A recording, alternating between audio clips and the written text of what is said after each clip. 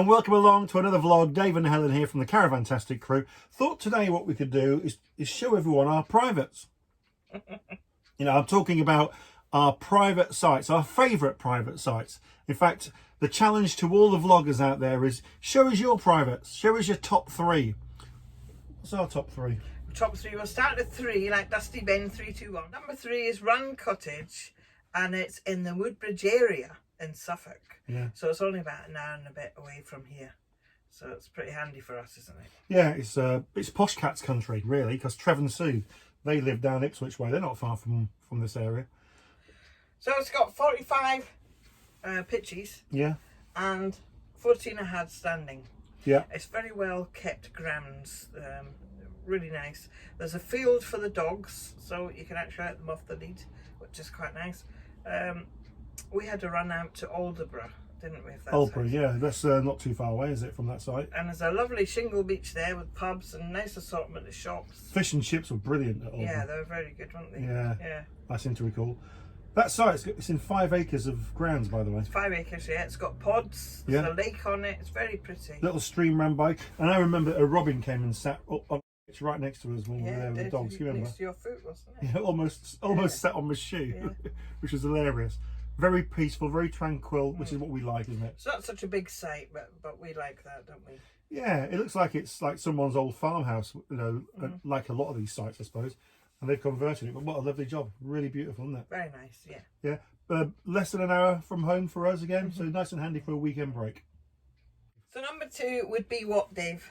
Right, number 2 has got to be the Willows campsite, and that's right on the Norfolk-Suffolk border, near RAF Mildenhall. The postcode is actually Bury St Edmunds, but yeah, we go there quite a bit, don't we? We do go quite a bit because we like the aeroplanes, don't we? We do. If you're an aeroplane enthusiast, you like planes, you'll absolutely love it. You'll love it, yeah. If you don't mind a bit of noise, you'll love it. If you hate all that stuff, you probably don't want to be going here, but we go a lot because we're aeroplane enthusiasts. We can't help it.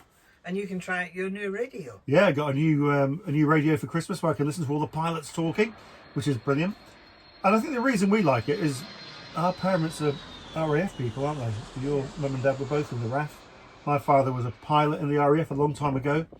And so planes, all things to do with the RAF are really instilled in us, aren't they? Yeah. So what you've got at RAF Mildenhall, just for the enthusiasts, is, and you'll see on this footage here, lots of big heavy aircraft, you know, refueler tankers, Hercules planes that carry cargo about with tanks and stuff. And Ospreys. Ospreys, yeah, they're really weird. They're like the cross between a helicopter and an aeroplane, and their props, they pitch so they can hover, or they tilt and then they can fly forward. It's absolutely amazing. And then LED up there at night. At night time, yeah, the propellers at night, they look like spaceships, aren't they? Because they go all green. They've got these little whirly things going on. They're quite nice. Kids like them. We take the kids camping there, don't we?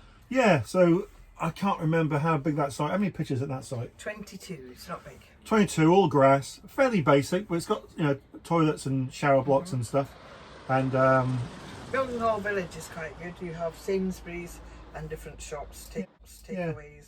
So there's loads of things. Yeah, there's a McDonald's, there's Chippies, there's kebab shops and stuff like that.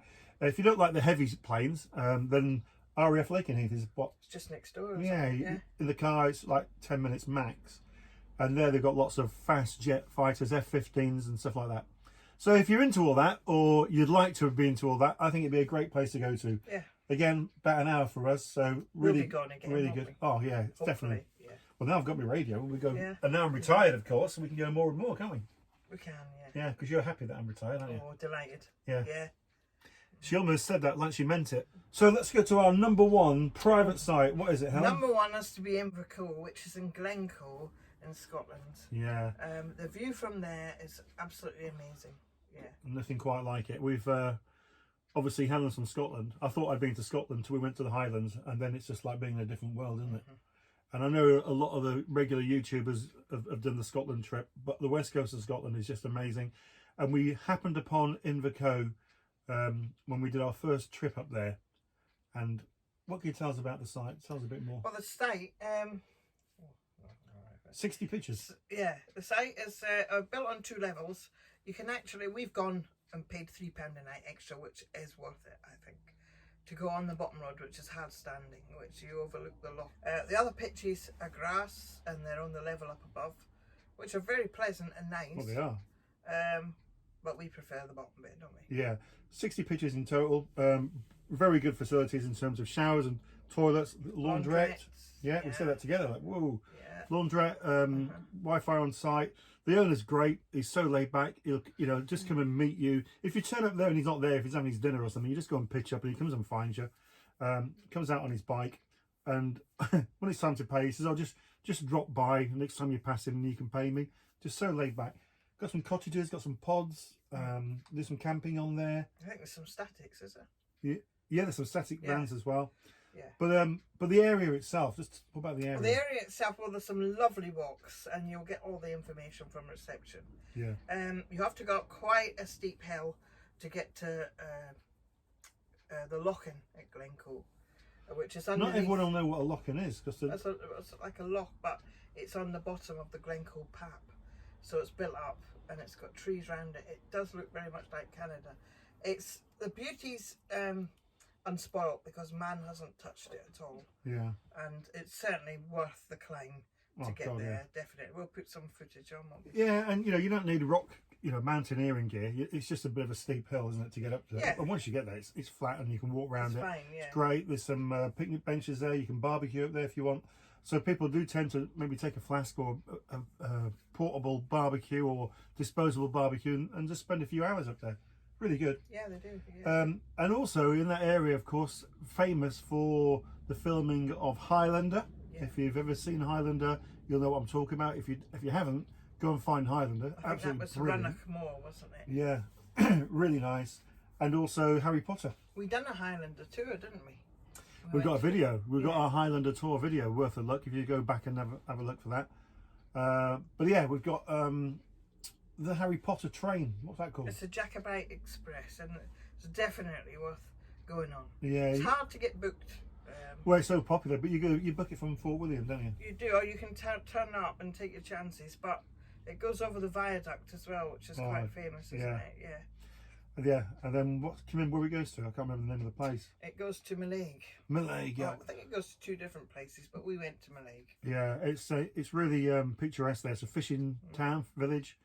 We saw seals and stuff there, didn't we? In the harbour when the boats were coming in. Really good.